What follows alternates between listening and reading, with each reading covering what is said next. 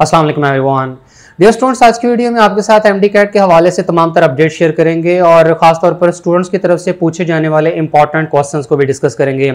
तो सबसे पहले पीएमसी के जो प्रेसिडेंट हैं डॉक्टर नौशाद, उनकी तरफ से हालिया एक इंटरव्यू में ये बताया गया कि एमडी कैट का जो टेस्ट है वो इस साल नवंबर के पहले या दूसरे हफ्ते में कंडक्ट किया जा सकता है। सेकेंडली उन्होंने ये कहा कि सिलेबस सेम रहेगा और जो टेस्ट फॉर्मेट है उसमें भी किसी किस्म की तब्दीली नहीं की जाएगी। बाकी चूंकि सिंध और बलूचिस्तान में सैलाब की सूरत हाल काफ़ी ख़राब है तो मुमकिन है कि सिंध और बलूचिस्तान का जो टेस्ट है वो बाद में लिया जाए और पहले फेज़ में पंजाब, केपीके और इस्लामाबाद का टेस्ट हो जाए और बाद में सिंध और बलूचिस्तान का। बहरहाल इसमें देखना पड़ेगा कि ये टेस्ट अब किस तरीके से कंडक्ट किया जाता है। लेकिन जो फेज़ 1 भी होगा तो वो भी नवंबर के पहले या दूसरे हफ्ते में ही होगा, यानी पंजाब, केपीके और इस्लामाबाद में जो एमडी कैट का टेस्ट है वो नवंबर के पहले या दूसरे हफ्ते में। और अगर देखा जाए तो संडे जो बन रहा है नवंबर के मंथ में, एक 6 नवंबर को है और दूसरा 13 नवंबर को है। अच्छा, मीनवाइल पीएमसी के जो प्रेसिडेंट हैं डॉक्टर नौशाद, उनकी मुलाकात हुई सिंध की जो वजीर सेहत हैं डॉक्टर अजरा, तो उन्होंने पीएमसी की वर्किंग को देखते हुए एक तो अप्रिशिएट किया और सेकेंडली उन्होंने ये कहा कि एमडी कैट का जो टेस्ट है ये मिड ऑफ नवंबर में कंडक्ट करवाया जाए। तो मिड ऑफ नवंबर जाहिर है 13 नवंबर ही बन रही है, तो अगर ये भी इनकी बात मान ली जाए और मीनवाइल पीएमसी के सदर का जो कहना था कि पहले या दूसरे हफ्ते में नवंबर में टेस्ट होगा, तो मेरा ख्याल है कि 13 नवंबर एक बड़ी आइडियल और सूटेबल डेट है और मोस्ट एक्सपेक्टेड डेट है जिसमें एमडी कैट का टेस्ट कंडक्ट हो सकता है। अगर तो ये फेजेस में इसको कन्वर्ट नहीं करते तो होपफुली 13 नवंबर को ही तमाम कंट्री में, तमाम प्रोविंसेस में एमडी कैट का जो टेस्ट है वो कंडक्ट हो जाएगा। अदरवाइज फिर ये हो सकता है कि वो 13 नवंबर को फेज़ 1 का टेस्ट ले लें और फेज़ 2 का जो टेस्ट है वो फिर उसके 1 या 2 संडेज गुजरने के बाद बलूचिस्तान और सिंध का टेस्ट मुनक्कद कर लें। बाकी इस सिलसिले में पीएमसी की तरफ से एक अहम इजलास 27 सितंबर को होने जा रहा है जिसमें तमाम तर मुशावरत के बाद तवक्को है कि एमडी कैट की फाइनल जो टेस्ट डेट है वो अनाउंस कर दी जाएगी। इसके साथ ही इस इजलास में सिलेबस से मुतालिक भी डिस्कशन होगी और जो सूबों की एडमिटिंग यूनिवर्सिटीज़ हैं उनके वाइस चांसलर्स के साथ मीटिंग और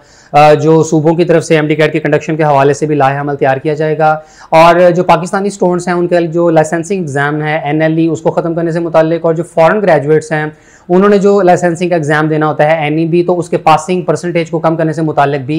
मामला जो है वो जेर बहस आएगा। तो इस सिलसिले में जो अब इजलास है पीएमसी की तरफ से वो 27 सितंबर को होगा। फिर इसके बाद एक और बात के जो लास्ट इंटरव्यू था पीएमसी के प्रेसिडेंट का जिसमें उन्होंने एमडी कैट की टेस्ट डेट वगैरह से मुतालिक बताया, तो साथ ही उन्होंने एमडी कैट और जो मेडिकल कॉलेजेस में एडमिशन के लिए मेरिट फार्मूला भी डिस्कस किया था जिसमें बताया गया कि 50% वेटेज एमडी कैट की होगी, 40% वेटेज एफएससी इलेक्टिव्स का उन्होंने वर्ड यूज़ किया था और साथ में 10% मैट्रिक के मार्क्स की वेटेज शामिल की जाएगी। तो ये जो एफएससी इलेक्टिव्स का उन्होंने कहा है तो अब ये इंपॉर्टेंट है। अब यहाँ पर हो सकता है कि उन्होंने पिछले साल का मेरिट फार्मूला ही शेयर कर दिया हो या अभी इस सिलसिले में ज़ाहिर है पीएमसी की तरफ से तो कोई वर्किंग नहीं हुई है, क्योंकि ये जो फैसला है ये पीएमसी ने नहीं करना होता है, ये प्रोविंशियल गवर्नमेंट ने ये फैसला करना होता है। पिछले साल भी पीएमसी ने सजेशन एक दी थी और तमाम जो प्रोविंशियल गवर्नमेंट्स उनको फॉरवर्ड की गई, उनसे रिक्वेस्ट की गई थी कि जो भी मेरिट फार्मूला होगा तो उसमें एफएससी के कंप्लीट मार्क्स की वेटेज शामिल ना करें बल्कि सिर्फ एफएससी के इलेक्टिव सब्जेक्ट्स के मार्क्स को शामिल किया जाए। तो तमाम गवर्नमेंट्स ने इसको एक्सेप्ट किया और फिर पिछले साल मैट्रिक, एफएससी इलेक्टिव्स और एमडी कैट की बुनियाद पर मेरिट फार्मूला तैयार किया गया था। वैसे अगर कंप्लीट एफएससी की बजाय एफएससी के इलेक्टिव सब्जेक्ट्स की बुनियाद पर मेरिट फार्मूला तरतीब दिया जाता है तो ये बहुत बेहतर होगा। आज से कुछ दिनों पहले मैंने एक वीडियो अपलोड की थी और उसमें मैंने ये पॉइंट आउट किया था कि ऐसे स्टूडेंट जिन्होंने पिछले साल एफएससी की है तो उनके बहुत ज़बरदस्त नंबर हैं, इस साल जिन बच्चों ने एफएससी की है तो उनका रिजल्ट ज़ाहिर उनके बराबर नहीं आ सकता। और इसी तरीके से हर साल जो एफएससी का जो गैप आ रहा है तो उसमें रिजल्ट का बहुत ज़्यादा डिफरेंस होगा। पिछले साल स्टूडेंट्स ने सिर्फ साइंस सब्जेक्ट्स के एग्जाम्स दिए और उनको बहुत ज़्यादा नंबर दे दिए गए बाकी तमाम सब्जेक्ट्स में। तो ये अनइवन डिस्ट्रीब्यूशन खत्म करने के लिए बहुत ज़रूरी है कि इलेक्टिव सब्जेक्ट्स की बुनियाद पर ही मेरिट फार्मूला तरतीब दिया जाए। और अगर इस साल भी इंशाल्लाह इलेक्टिव सब्जेक्ट्स की बुनियाद पर होता है तो इससे जो रिपीटर स्टूडेंट्स हैं और फ्रेश स्टूडेंट्स हैं वो दोनों सेम पेज पर होंगे और ऐसे केस में किसी भी एक सेगमेंट के स्टूडेंट्स को कोई अनड्यू एडवांटेज नहीं मिलेगा। तो लेट्स होप कि पीएमसी इस साल भी एफएससी इलेक्टिव्स को ही कंसीडर करती है और तमाम गवर्नमेंट्स को यही रिक्वेस्ट करेगी कि एफएससी के कंप्लीट मार्क्स की बजाय एफएससी के सिर्फ इलेक्टिव सब्जेक्ट्स की बुनियाद पर ही मेरिट फार्मूला बनाया जाए। इसके बाद एक बहुत इंपॉर्टेंट जो सवाल इंटरनेशनल कैंडिडेट्स की तरफ से पूछा जाता है कि जिन स्टूडेंट्स ने इससे कबल पीएमसी में अप्लाई किया था और उनकी जो टेस्ट डेट थी वो पीएमसी के शेड्यूल के मुताबिक 1 अक्टूबर थी, और चूंकि जो इंटरनेशनल कैंडिडेट्स हैं जिन्होंने पाकिस्तान के बाहर किसी भी टेस्ट सेंटर में एग्जाम देना है एमडी कैट का, तो उनके लिए कोई डेट की सिलेक्शन नहीं थी।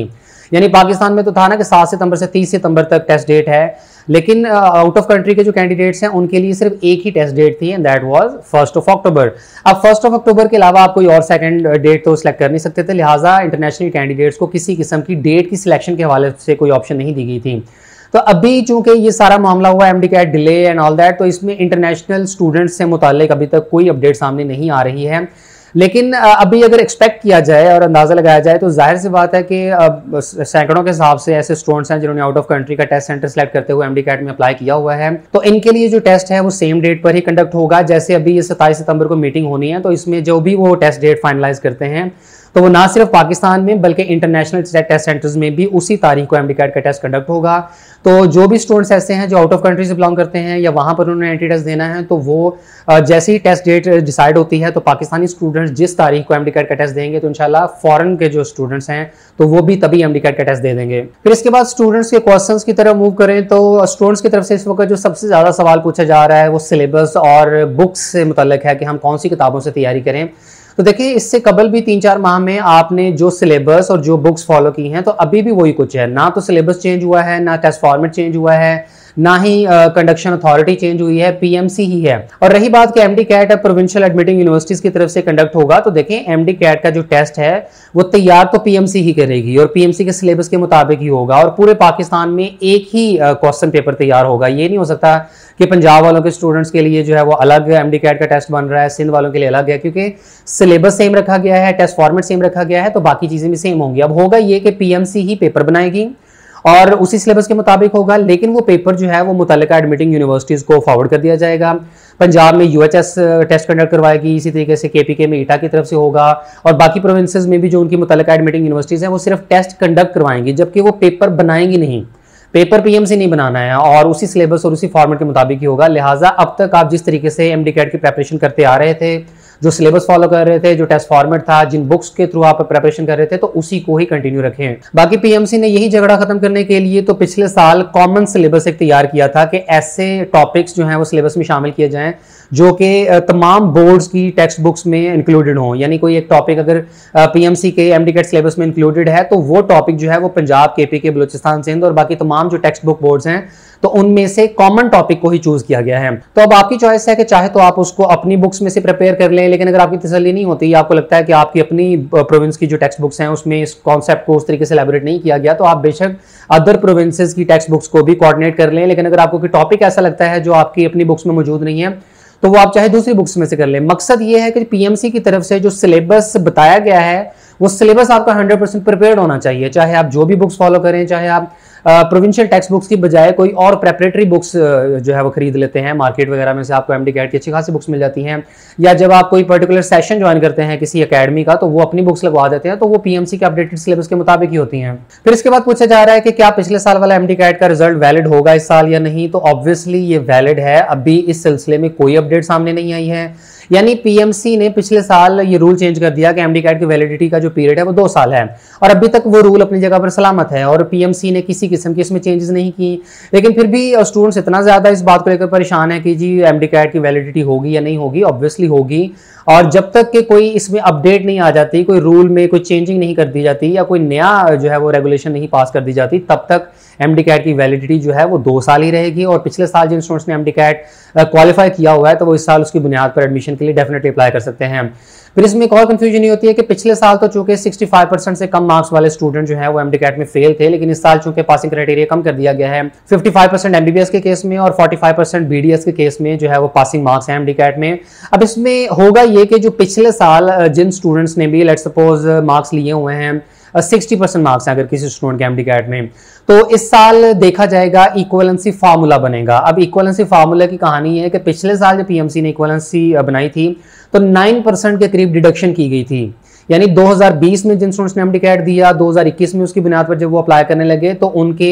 जो एमडी कैट के परसेंटेज में से तकरीबन 9% डिडक्शन की गई थी और फिर उनका इक्वलेंसी के बाद नया रिजल्ट सामने आया था। अब इस साल कितनी डिडक्शन होती है ये डिपेंड करता है, ठीक है। पीएमसी की तरफ से इसकी अनाउंसमेंट बहुत ज्यादा तवक्को है कि एमडी कैट के टेस्ट की कंडक्शन और उसके रिजल्ट के बाद होगी,